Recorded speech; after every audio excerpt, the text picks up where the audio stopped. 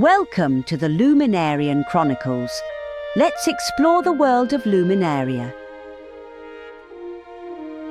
The world of Luminaria was born after a picture of Lumi appeared on my screen. I knew right then and there that Lumi was very special. As I thought more about her and the world she lives in, I soon realized that she wanted to share her thoughts, dreams, and hopes with us, the Earth humans. Luminaria is a place not so different from Earth, but the societies there have discovered how to use the power of light to solve many of their problems. Light technology is deeply woven into the arts of healing, the sciences of building and energy production, and the spiritual and cultural traditions of their people. As we move through the stories about Luminaria, we might very well discover some new light technologies of our own, and then, maybe someday, we can use them here on Earth. Luminaria is a world a lot like ours. It has mountains, trees, rivers and oceans. It rains, snows and thunders there, just like it does here on Earth. It has a big, bright sun, and sometimes the people there can see more than one moon. And they might just know some important secrets about the stars. There are many different types of places on Luminaria. They have arid deserts, wet jungles, forests, islands, rivers, farmlands, and even an underground world. And all kinds of creatures, kinfolk, animals, and people live there too. Kids and their families live together in small clans and larger communities, just like we do here on Earth. There are villages, towns, large cities, and lots of hidden places too, if you know where to look. Now, it's time to meet some of our characters. Introducing Lumi, the Oracle Arana of the Prismatic Order. Lumi was the first to come to life. She materialized in front of my eyes, announced her name, and I knew instantly that she was a lovely, refined young Luminarian who was studying to become a priestess of light. Lumi comes from a desert region where she grew up with her mother. Her father disappeared many years ago, and his whereabouts are still a mystery. Lumi attended school in her home village and proved to be an excellent student. But even more significant than her academic excellence is her emerging ability to see visions and tell the future. She's also able to bring light into her body and can use this extra light for all sorts of magical things. When these extraordinary talents revealed themselves, it became clear that Lumi was headed for great things, and so it was determined that she should start training within the Order of Prismatic Light, a very well-respected faction that provides an almost limitless access to higher spiritual truths and light-based technologies. And so, she headed off for her training as a young girl and rose quickly in the ranks of her peers. So much so that she's now being considered for the very prestigious role of High Illuminator, in spite of her young age. If she earns this distinction, she will gain access to a great many secrets and will hold a lot of power within the governing bodies of Luminaria. Lumi's adventures are just beginning. She will acquire many friends and allies as she proceeds to fulfill her destiny, but she'll come across some dreaded enemies too. The Luminarian Chronicles series of books will let us accompany her on her brave and enlightening journey. Perxius, verdant flow singer and master artificer. Perxius turned out to be quite a surprise. When he joined Lumi, I imagined him to be a secondary character, a friend who would remain in the background. But that wasn't how it was going to be at all.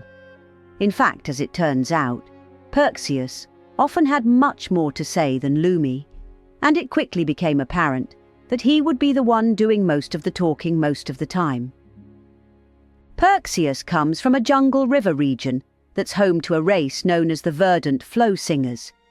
He's much smaller than Lumi, about half her size, and kind of resembles a frog at times.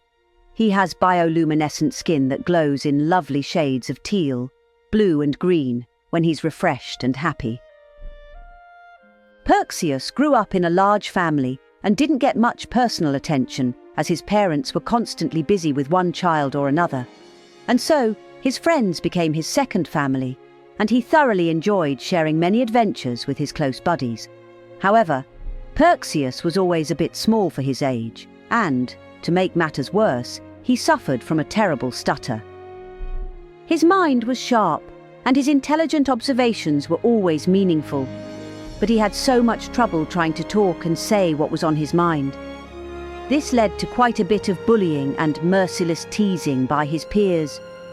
He was constantly humiliated and threatened by the mean boys in the village and didn't know how to handle the abuse. So he escaped into all the stories about the Land of Luminaria and its heroes. He began to dream that someday he could be a hero too. When he turned 10, he was accepted as an apprentice to one of the best artisans in his village. There, he began to learn the artificer's craft, a skill that requires a lot of attention to detail. He had to understand the many intricate parts that go into making useful tools and gadgets. As he grew into his teens and his crafting skills improved, it became clear that he was excelling in his trade. By then, he was creating things that even his seniors couldn't replicate. As luck would have it, a recruiter for the Prismatic Order was out in the world scouting for spiritual and protective companions for the Order's illuminators. This travelling representative was making his way through Perxius's village at the time of an awards ceremony where Perxius received a medal for excellence, and the recruiter took an interest in him. By the very next week, Perxius found himself on the road to the Order of Prismatic Light, where he would compete for the position of an Illuminator's companion. It wasn't likely that the little stuttering flow singer would be chosen for this type of companion, since the other candidates had much better and more traditional qualifications. But it was an offer Perxius could not turn down. Thanks to the many lonely hours of reading and studying he'd spent in his childhood, Perxius was very familiar with the Order and the power they held. To imagine being a part of that, well, it took his breath away. And so, after many a trial, Perxius joins our story standing by Lumi at all times, always faithful and ready to serve.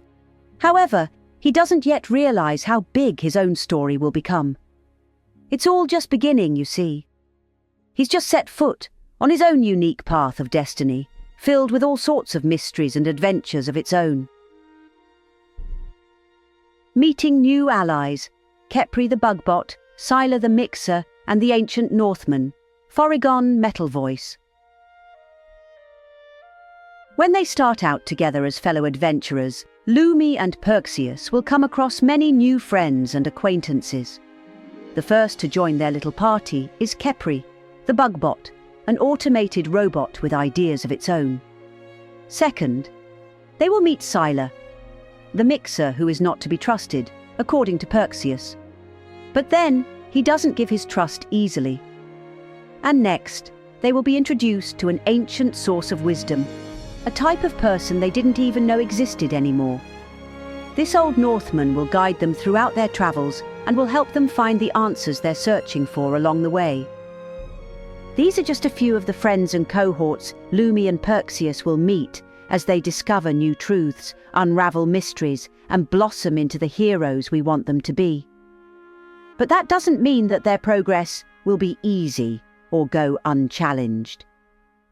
Let's meet some of the enemies that will be hiding behind closed doors, waiting to spring out and sabotage our heroes' efforts at any time. Handling the villains. Master Selene, Master Bludarpa, the Void Eclipsers, and finally, facing possible betrayal by their fellow travellers, Craven and Helios. Master Selene and Master Bludarpa are high illuminators who hold a great deal of power within the Prismatic Order as well as within the government of Luminaria itself. It would seem that these two eminent leaders are involved with some very shady entities, ones who should never be allowed to exist in the first place, the Void Eclipsers. These enemies are very dangerous and devious, and many a threatening conspiracy will unfold as these two, along with other traitors, will try to thwart the efforts of Lumi and Perxius. But in spite of the terrible dangers these vile enemies could bring into our heroes' lives, an even greater despair and disappointment can occur when trust is broken by our friends. This type of betrayal can cause great devastation and long-lasting personal wounds. It's hard to keep going when our hearts have been shattered. At this point in time, we can't be sure how everything will unfold. Chapters are still in the making, and our heroes have just begun their incredible journey. So, we'll have to wait and see what happens when Craven, a competing candidate for the position of High Illuminator, and her companion Helios arrive on the scene. Will they honor their callings? Will they stand for the truth? Or will they turn against Lumi and Perxius and all of their allies? So what does the future hold? There are so many questions still to be answered. Will Lumi reach her goal to become a High Illuminator? Will Perxius finally become the hero he dreams of becoming? Will their enemies stop them, or even worse, hurt them in some way? Will their allies betray them? What mysteries will they discover about the prophecies of Luminaria? And what truths will they uncover as they search for the answers to the riddles that lie ahead? These are just some of the questions that wait for us as we turn the first page and begin our own heroic journeys alongside Lumi and Perxius. Let's begin this adventure together and send our imaginations out through a magical portal into the hidden realms of Luminaria.